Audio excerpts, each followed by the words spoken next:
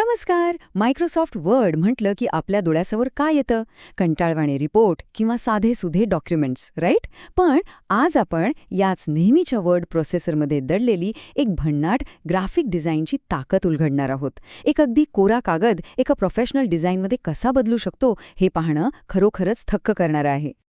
आता एक विचार नेहमी मनात येतो की जागतिक दर्जाचं एकदम भारी दिसणारं लेटरहेड बनवायचं असेल तर महागडे आणि किचकट ग्राफिक डिझाईन सॉफ्टवेअरच लागतात, होय ना? अजिबात नाही. आज आपण हा समज पूर्णपणे मोडून काढणार आहोत.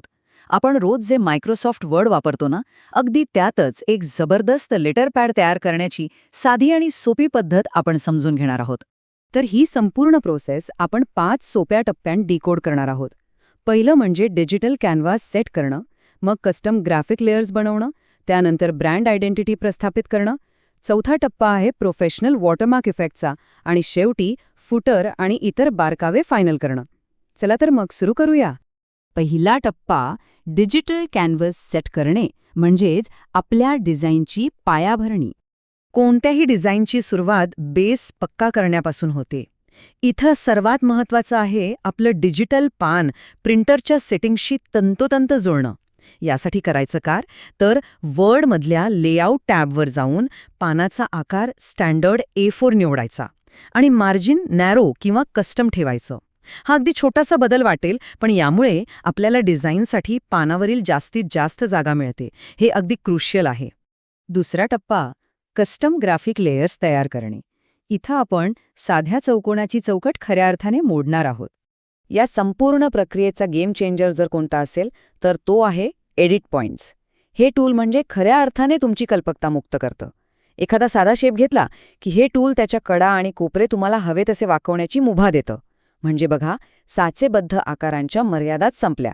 तुम्ही अगदी प्रोफेशनल डिझायनरसारखे प्रवाही आणि स्मूथ आकार यातून घडवू शकता. आता हे प्रत्यक्षात कसं होतं ते बघूया. इन्सर्ट टॅबमधून एक साधा आयत पानाच्या वरच्या बाजूला घ्यायचा, त्याची आउटलाईन काढून टाकायची आणि मस्तपैकी एक केशरी रंग त्यात भरायचा.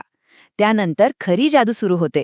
राईट क्लिक करून एडिट पॉइंट्स निवडायचे आणि आयताचे खालचे बिंदू माऊसने सहज खाली वर ओढून एका सुंदर वक्र आकारात म्हणजे कर्व्हमध्ये बदलायचे. बघता बघता तो कंटाळवाणा चौकोन एका डायनॅमिक हेडरमध्ये बदलून जातो. डिझाईन थोडा फ्लॅट वाटतंय? मग इथे आपण लेअरिंगची कमाल वापरणार आहोत. डिझाईनमध्ये खोली किंवा डेप्थ आणण्यासाठी आता जो केशरी वक्र आकार बनवला त्याचीच एक कॉपी करायची. या नवीन आकाराला गडद हिरवा रंग द्यायचा आणि सेंड बॅकवर्ड करून तो केशरी आकाराच्या मागे पाठवायचा. या दोन आकारांच्या जुगलबंदीमुळे डिझाईनला जो एक 3D इफेक्ट मिळतो ना, तो खरंच पाहण्यासारखा असतो. ह्या लेअरिंगला आणखी एक प्रोफेशनल टच द्यायचा असेल तर एक बारकावा लक्षात घ्या. 3 पॉइंटची पांढरी आउटलाईन. जेव्हा तुम्ही ह्या आकारांना 3 पॉइंट जाडीची पांढरी आउटलाईन देता तेव्हा ते कागदावरून अगदी स्पष्टपणे उठून दिसतात, जणू काही ते कागदातून कापूनच लावले आहेत. हा तपशील अगदी बारीक आहे, पण यामुळे संपूर्ण डिझाईनचा लुक एकदम प्रीमियम होतो. तिसरा टप्पा ब्रँड आयडेंटिटी प्रस्थापित करणे. आता वेळ आहे लोगो आणि टायपोग्राफीची. बऱ्याचदा होतं काय, वर्डमध्ये एखादा लोगो किंवा इमेज टाकली की पानाची सगळी रचनाच बिघडून जाते. पण यावर एक भन्नाट उपाय आहे, तो म्हणजे टेक्स्ट रॅपिंग. लोगो इन्सर्ट केल्यावर रॅप टेक्स्टमध्ये जाऊन फक्त इन फ्रंट ऑफ टेक्स्ट हा पर्याय निवडायचा. बस. यामुळे तुमचा लोगो इतर कोणत्याही मजकुराला धक्का न लावता तुम्ही ठरवलेल्या जागी अगदी अचूक आणि रुबाबात बसतो.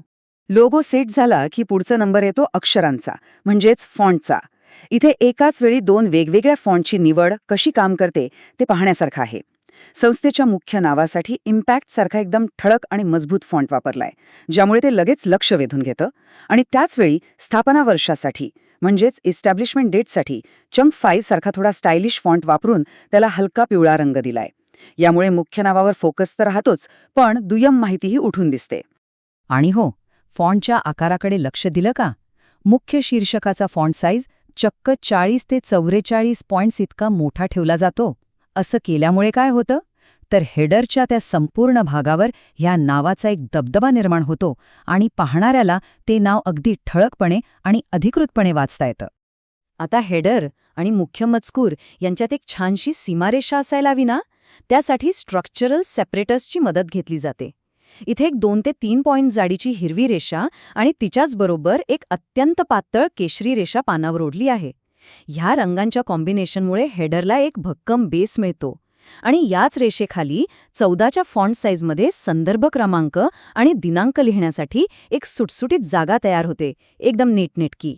चौथा टप्पा, व्यावसायिक वॉटरमार्क इफेक्ट, डिझाईनचं सौंदर्य आणि खोली वाढवण्याची वेळ.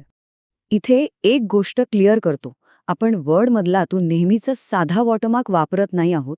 त्याऐवजी आपण पानाच्या मध्यभागी एक मोठा आयत घेतो आणि पिक्चर किंवा टेक्स्चर फिल हा ऑप्शन वापरून त्यात आपला लोगो इन्सर्ट करतो.